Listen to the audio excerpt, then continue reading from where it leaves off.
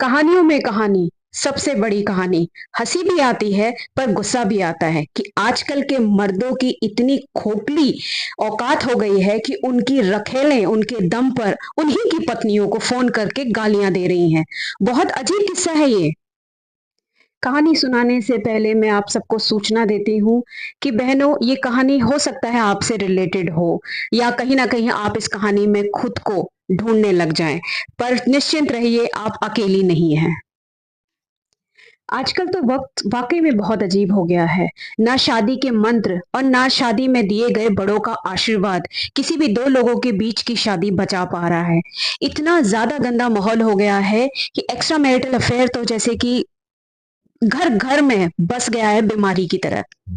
फिर भी हर दिन हर साल शादियां बीमारियों की तरह फैलती ही जा रही हैं।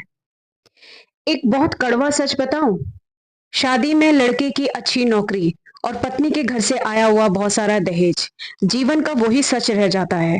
पूरी जिंदगी आदमी नौकरी और बाहर की दुनिया में ही रह जाता है और औरत उसी दहेज में उसी कमरे में सिमट करके रह जाती है। ऐसा नहीं है कि शादी कुछ साल बाद खराब हुई है। कुछ शादियां शादी के 24 घंटे, 48 घंटे, एक हफ्ता या एक महीने में ही खराब होनी शुरू हो जाती है। वो अचानक खराब नहीं होती। उस शादी में मन का मेल पहले से ही नहीं होता, लेकिन चुप रह करके पता नहीं लोग आगे क्यों बढ़ जाते हैं। इस शादी में भी कुछ ऐसा ही था। शादी के बाद आंटी का एक महीने बाद ही जन्मदिन था। सबको पता था। पर उस दिन, जन्मदिन वाले दिन सुबह से ही पति का रवैया ऐसा था जैसे कि वो याद करना ही नहीं चाहता। वो सुबह से ही इतना चिड़चिड़ा हो गया था कि कहीं ये मुझे याद ना दिला दे और मुझसे जन्मदिन सेलिब्रेशन की जिद ना कर दे। बहुत अजीब था आंटी के लिए ये बिहेवियर। वो बहुत खुश थी कि वो शादी के बाद पहला जन्मदिन अपने पति के साथ मनाएंगी। कुछ समय बाद आंटी के पति का जन्मदिन था। आंटी के हस्बैंड ने अपने जन्मदिन के एक हफ्ते पहले ही शोरगुल करना शुरू कर दिया था। पर वो जन्मदिन वो आंटी के साथ नहीं मनाना चाहते थे। वो उस जन्मदिन के लिए उनके दोस्तों के साथ पार्टी पहले से ही तैयार थी। अंकल ने अपना जन्मदिन पूरा दिन बाहर बिताया और शाम को फोन करके अपने दोस्तों को घर पे बुला लिया। उस जन्मदिन में सब कुछ था, बट एक आंटी की प्रेजेंस नहीं थी। अंकल पूरी तरीके से एक सेल्फ सेंटर्ड आदमी थे। सेल्फ सेंटर्ड आदमी का मतलब है कि जो सिर्फ अपने ही अच्छे और सुख के लिए सोचे, उसके लिए दूसरे से कोई लेना देना नहीं होता। देखते ही देखते साल हो गया और आंटी और अंकल की एनिवर्सरी आ गई। आंटी ने हिम्मत करके एक रात पहले ही अंकल से बात करके कहा कि कल हमारी एनिवर्सरी है। तो अंकल ने मुंह छूटते ही कहा, एनिवर्सरी मेरी थोड़ी है, एनिवर्सरी तो हम दोनों की है। तू कर, तुझे जो करना है, मेरा साथ है। और हाँ, हो सकता है मैं लेट आऊं या हो सकता है कल मैं पार्टी रखूं, फिर अपने दोस्तों को बुलाऊंगा, चलेगा ना? आंटी दिल से अपनी एनिवर्सरी हस्बैंड के साथ अकेले मनाना चाहती थी क्योंकि एक साल से दोनों के बीच कोई सेलिब्रेशन नहीं हुआ। अंकल की ये बात सुन करके आंटी ने पार्टी के लिए इनकार कर दिया और वो अपनी बात पे अड़ी रही। दूसरे दिन अंकल ऑफिस निकल गए। शाम को 4 बजे अंकल का फोन आया और अंकल ने कहा, पार्टी की तैयारी करना, मेरे ऑफिस के कुछ दोस्त आ रहे हैं। ना तो वो एनिवर्सरी जैसी पार्टी थी, ना ही कुछ और। अंकल ने आंटी को सुबह से एनिवर्सरी विश तक नहीं किया था। फटाफट आंटी ने सब जगह फोन करा और फोन करके सारा खाना और पीने का इंतजाम घर में ही मंगवा लिया। रात को 9:30 बजे पार्टी स्टार्ट हुई। सबने आंटी को एनिवर्सरी विश की, पर अंकल ने अभी तक एनिवर्सरी विश नहीं किया था। यहाँ तक कि वो एनिवर्सरी केक तक नहीं लेकर के आए थे। पर चलिए, कोई बात नहीं। इस बार की पार्टी में कुछ नया था। इस बार की पार्टी में कोई एक नई लड़की थी जो अंकल जी के साथ कुछ ज्यादा ही चिपक चिपक कर बात कर रही थी। पार्टी खत्म हो गई थी। 11 बजे तक सब अपने घर चले गए थे, पर अंकल और उनकी मिस्टीरियस उनके ऑफिस में काम करने वाली लड़की पार्टी कर रहे थे एक कमरे में अकेले। दोनों को टेढ़ी और तिरछी नजर से घूरते हुए आंटी अंदर आफ्टर पार्टी अपने काम में लग गई थी। वो एनिवर्सरी कहीं से नहीं थी। आंटी पूरा घर लोग फैला के गए थे और आंटी समेट रही थी रात को। रात के 12:30 बज गए थे। अभी तक अंकल और उनकी गर्लफ्रेंड की पार्टी चल रही थी। आंटी किचन का काम समेट करके रूम में आई तो उन्होंने देखा कि दोनों हग और किस कर रहे थे। दोनों एक दूसरे से गले में चिपटे हुए थे। आंटी की घुटन और फ्रस्ट्रेशन को 1 साल हो चुका था। आंटी ने उस लड़की का हाथ पकड़ा और उसके बाल नोच करके उसे घर से बाहर निकाल दिया। बहुत गुस्सा था आंटी के अंदर। उन दोनों के बीच में बहुत गाली गलौज हुई क्योंकि उसने भी पी रखी थी और आंटी गुस्से में थी ही। इस लड़ाई में सबसे ज्यादा बुरा पता है क्या था? सबसे ज़्यादा बुरा ये था कि उस कमरे में सिर्फ 3 लोग थे, आंटी, आंटी का हस्बैंड और उनकी रखैल। और उनकी रखैल आंटी को गंदी से गंदी गालियाँ दी जा रही थी, लेकिन अंकल कुछ नहीं कह रहे थे, पर आंटी के एक बुरा कहने से अंकल ने उसी वक़्त उनको डाँट दिया। अच्छा सरप्राइज़ गिफ्ट मिल गया था आंटी को एनिवर्सरी का। जिस पति के लिए इतना खर्चा हुआ, शादी हुई, लोग आए, मंडप हुआ, सब कुछ हुआ। आज वो आदमी एक 2 टके की लड़की के सामने अपनी ही पत्नी का स्टैंड नहीं ले रहा। कोई भी नहीं झेल पाएगा इसको। किसी और औरत का पक्ष लेते हुए आंटी के सामने आंटी अपनी आपा खो चुकी थी। आंटी ने उसी दिन उस लड़की के सामने ही अंकल को जोरदार तमाचा मारा और ये सुनकर के मेरे दिल को तो बहुत सुकून मिला। और उसके सामने ही कहा, अगर ये मुझे दोबारा दिख गई तो मैं तुम दोनों को नोच खाऊंगी। दोनों के बीच की लड़ाई एकदम जंगली बिल्लियों की तरह थी। अंकल ये सब देख करके वो आदमी अपने आप में प्राउड फील कर रहा था कि 2 औरतें मेरे लिए लड़ मर रही हैं। छी! पता है दोस्तों, इस पूरी बहस में अंकल अपनी ऑफिस कलीग उस रांड का हाथ पकड़ के खड़े थे उसके बगल में। आंटी की हालत मैं इमेजिन भी नहीं कर सकती। शायद हम सब इमेजिन कर सकते हैं इस चीज को कि आंटी की क्या सिचुएशन होगी। लड़ाई भी देख रही थी, साथ में दोनों का हाथ पकड़े हुए भी देख रही थी।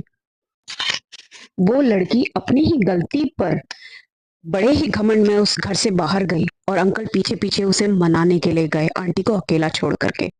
अब चीजें तो सामने आ चुकी थी और ये भी आंटी को पता चल गया था कि वो ऑफिस में ही काम करती है, इसलिए ऑफिस की शुरुआत डेली लड़ाई से होती थी और ऑफिस आने के बाद डेली झगड़े होते ही रहते थे।